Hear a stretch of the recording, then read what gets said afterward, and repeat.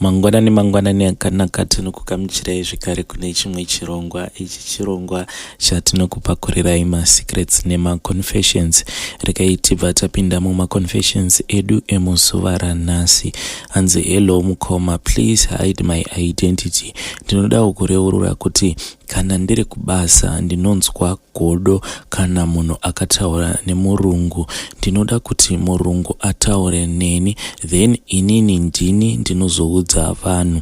Ndinoshanda pakampani inofita ma-electrical doors, saka tinoshanda nemazimba akawanda. Saka vazhinji vacho avatomborina respect yekuti kampani iyi ndini ndakatanga kushandapo. Tainge tiri murungu, inini nemukadzi wake. Now kampani yava nevashandi vakawanda, but problem ine mazimba ndeyekuti kana munhu akangopinda basa anenge ava kutoda kuva close nemurungu. Murungu wangu ndiye wandinoshora nekuti kana munhu akapinda basa anongomusiya achiita zvaanoda instead yekuti amupe inini ndikwanise kumupa mitemo yose yepabasa.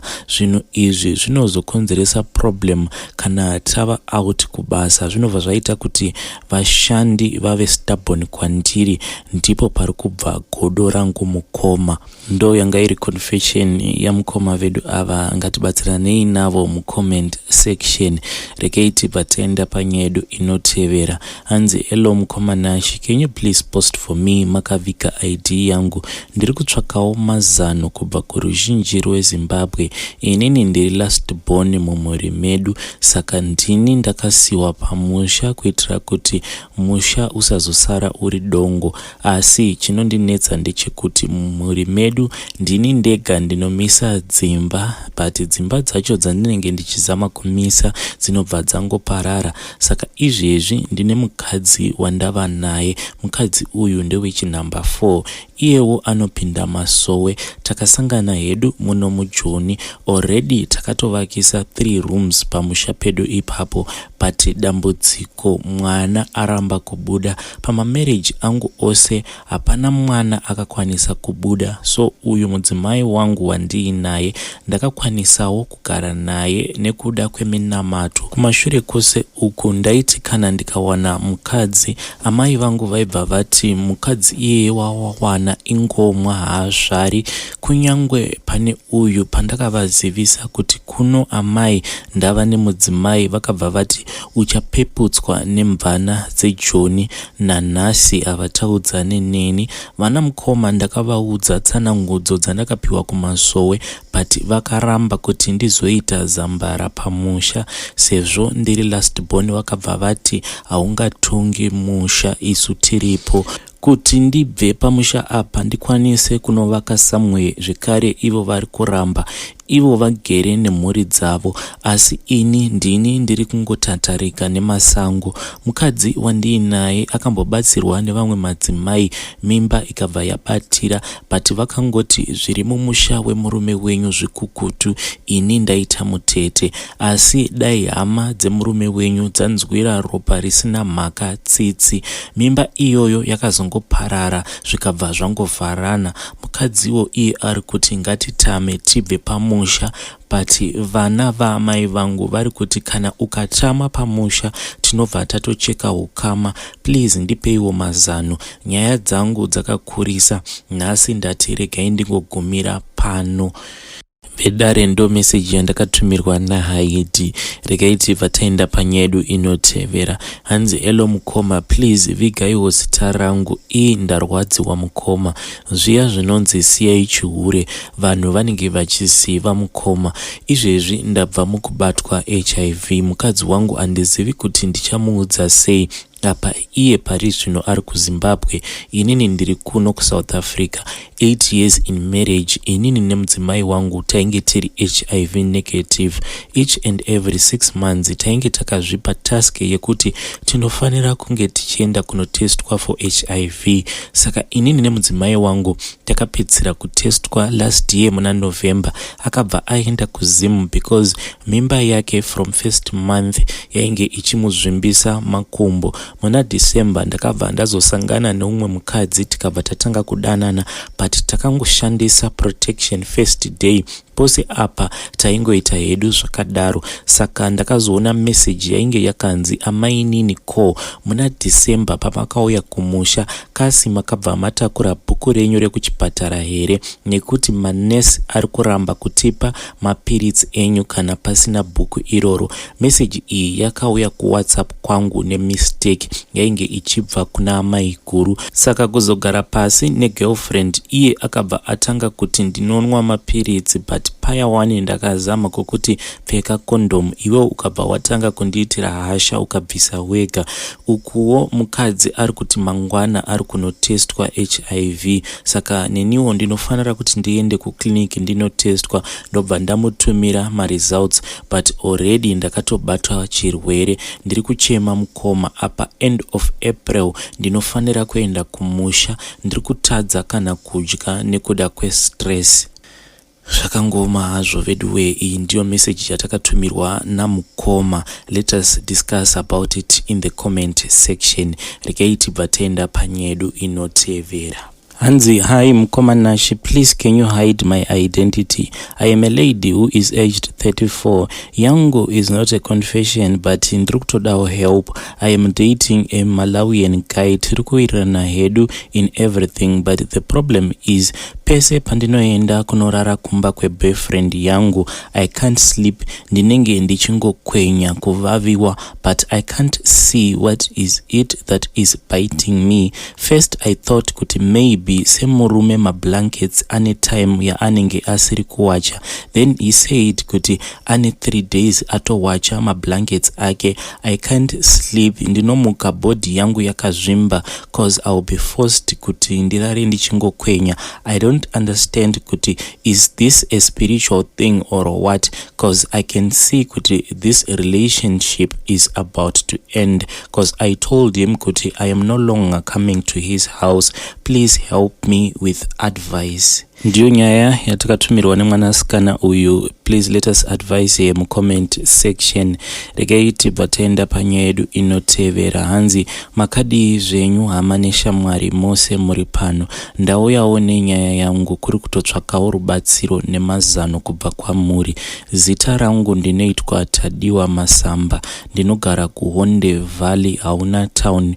Mumba medu takaberekwa tiri 2 nehanzvadzi yangu anonzi iye Steven. Ane 38 years, inini ndine 35. Takange tanetsekanawo imba inini nehanzvadzi yangu kwenguva yakareba. Ndaiti kana ndikadanana nemunhu taisasvika 3 days anenge atondisiya pasina kana chandatadza, uye kazhinji kacho ndainge ndine kamwe kakutosemwewa, chero ukachena sei aumbofe wakamiswa nemukomana. Hanzvadzi yangu kusvika pa 38 years haana kumbobvira adanana nemunhu chero zuva rimwe zvaro. Chaindinetsa ndechekuti pandairara pose ndaingorota ndichirara nevarume vakasiyana siyana, zvinova zvimwe zvaingorotwawo nebrother yangu. Iye airota achirara nevakadzi zuva nezuva. Maweekends taiwana maoff kubva kubasa, then taibva tabatana tobva tafamba mumasowe kuri kuzama kutsvaka rubatsiro, asi chaibuda hapana. Kwese kwataifamba zvaingonzi muri kushandiswa naamai nababa wenyu, ndiwo wakaita mhiko nemi. Brother wangu wakazoudzwa kumwe kwechivanhu kwasekuru. Takaendako last weekend, tichangosvikako kugara mudare zvikabva zvanzi wazukuru mukushandiswa nevabereki wenyu, wakatoita mhiko nemi, asi ini ndinoda kukuitiraiwo mhiko pano. Wakabva watipa mushonga wakati muchadya nekubva mageza zvichazodzoka kune wari kuzviita. Takageza nekudya mushonga wavo, tapedza takabva taonekana. Tichisvika kumba takasvika baba wakarara mudining kuzama kukwazisa mama awana kana kumbodaira. Mangwana iri Sunday wakamuka wari serious wachiti musana, uye waiti ndiri kubayiwa muviri wese. Amai wakabva wamhanyiswa kuchipatara kwawakasvika wakanostroka. Ndakazofonera sekuru waya awa manheru wakanditi zviri kuitika ndiri kuzviona, siyai zvakadaro, kusvika wataura wega. Usiku yainge iri Saturday pakabva patanga kurwara baba. Takatanga kurarawo nekurotawo zvainge zvakanaka, asi midziyo yawo iri kutsva 1-1. pasina anenge abatidza moto wacho. Nezuro ndazoenda kuhospital kuya kuri kunoona amai, ende kurwara kuya kunenge kwawa serious. Ukuwo sekuru vari kungoti siyai zvakadaro wachataura, baba wakafa awa, ngatitore ngozi here mangwana. Brother yangu ava kutosarudzawo wasikana, inini ndatowawo nemukomana wangu, but tichiri confused. Hey, zvakangoma hazvo vedare. Iyi ndiyo message yatakatumirwa naHaiti. Let us talk about it mucomment section. Regai tibva taenda panyedu inotevera. Hanzi elo mukomanashi, ndakaroora asi ndiri kuda ex wangu kudarika mukadzi wangu wandiinaye. Ndiri mukomana ane makore 28 ekuberekwa. Ndakatizirwa last year mushure mekunge ndanonodza bhebi wangu wekumusha kuenda kumba kwavo. Akabva asvika achinzi dzokera kwawanga uri. Ndinoshanda sagadi kuHarare, uko ndiko kune umwe musikana wandinoda chaizvo. PaChristmas ndainge ndaenda hangu kumusha ndichida kunovazivisa nezvake nekuroora kwandainge ndichida kuzoita, asi zvakazoenda nepamwe. Ndakabva ndaona Tino achiuya, ndikabva ndati kochi, zvikabva zvanzi ndadzingwa. Hanzi wanonoka kudzoka kumba, saka enda kwawanga uri. Amai vangu vakabva vangoti ewo mwanangu, tichazodzokera newe kuseni ndonotaura navo. Takazotaura nyaya nekuzonorara. Akabva atonzi unorara nesista yangu, kwaiva nevamwe vazukuru zvekare. Kuseni takamukira tikaenda kumba kwana Tino. Ndikasvika ndikavaudza zvainge zvakaitika. Vakabva vati ivo kana pasina zvatakaita vaikwanisa kutora mwana wavo, asi kana zviripo havaikwanisa kumutora. Saka Tino akabva abvunzwa kuti painge pane zvainge zvakaitika. Inini ndichida kupindura, iye akabva angoti isu takaita sex. Vanhu vekumba kwavo vakabva vatanga kupopota vachiti munoti takapusa here, endai nemuroora wenyu. Takaenda naye, inini ndichinomubvunza akabva ati inini ndinokuda sha, ndatova mukadzi wako, hapana chava kutochinja. Amai vangu vakagara nesu pasi, inini ndikabva ndaramba kuti aite mukadzi wangu, asi amai vangu vakabva vati ndizvo zvainge zviripo. Semunhu wandaiva ndiine nekadhati naye, ndakabva ndangoenda hangu naye. Takazobva kumusha tiri tose ndokubva tauya kuHarare, tikatanga kugara tiri tose. Tsitsi uya wekuHarare ndakazomuudza zvose zvainge zvakaitika kumusha, asi iye akarwadziwa zvandakaona nemaziso angu. Tino ndakagara naye kwe3 months, no nhumbu kana miscarriage zvayo. Kutoti ko nhai Tino, chii chiri kuitika? Iye ainge ava kutopindura zvaanoda. Ndikabva ndangomuti bo. Kubva musi iwowo ndakangononyengererana natsitsi uya. Tsitsi uya akabva abvuma, nawo atova nenhumbu. Ndiri kufunga kuenda naye kumusha paholiday ndinoratidza hama dzangu. Tino chero ndikasauya kumba haabvunze, atori neumwe hunhu, haana kana ke neni. Ndibatsireiwo, ndoita sei nekuti Tino handichamudi. Ndiri kuda kunobvisira hangu tsitsi ndobva ndatogara naye. Muri sei mukomanashi, ndakandichikumbira kuti kana mukaposta confession yangu please itai zvekutaipa, kana kuti mukasarudza kushandisa voice rangu chinjai voice rangu so that people will not know. Inini confession yangu mukoma yakamira sekudai. Ndiri kudanana nemukadzi webest friend yangu. Kutanga kudanana kwatakaita kwaiva kwekuti shamwari yangu munhu anofarira vanhukadzi zvisingaiti, saka mukadzi wake aingogara achichema kwandiri achiti bamunini, tarirai zviri kuita mukoma wenyu vari kundirwadzisa, because shamwari yangu magirlfriends ake akawandisa. Saka dzimwe nguva vaikwanisa kutoti vakanetsana paya vaibva vauya kumba kwangu votospenda sometimes 4 days vari kumba kwangu ndichizama kuvayananisa. Ininiwo ndiri munhu wekuti ndinoti wanei kudarika shamwari yangu uyu. Saka sometimes vaiuya votogara kumba kwangu kulezi vachitosara kumba isusu tichibuda tichienda kubasa. Saka mukuzodzoka dzimwe nguva ndaikwanisa kukasika kudzoka because inini kubasa kwangu ndinochaisana 3. Saka uyu shamwari yangu dzimwe nguva anochaisa kuma7. Saka ndaizodzoka kumba tozombosvika togara pasi inini namai kuru. Saka mukutaura muya sevanhu ndakazoona kuti apa inini nakulezi tainge titone mafeelings for each other, because taiti tichitaura paya taikwanisa kuti tikatarisana tobva tangoseka. zvimwe zvezvi hazvongoti vanhu kana muine mafeelings for each other zvakazokonzeresa kuti titange kutaura dzimwe nyaya pafoni.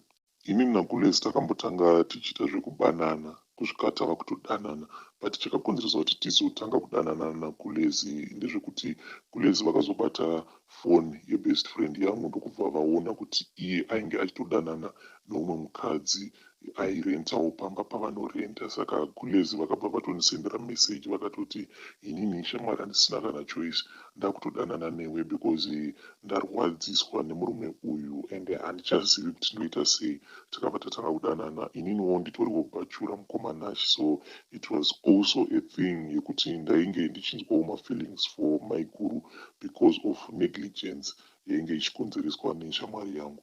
But dambudziko ravapo nderekuti ivo Gulezi last weekend iyo vakauya kumba vakaudza murume wavo vakati vari kumboenda kuchechi kwainge kuine conference iri kuchechi, but vakabva vaita the whole weekend vari kumba kwangu.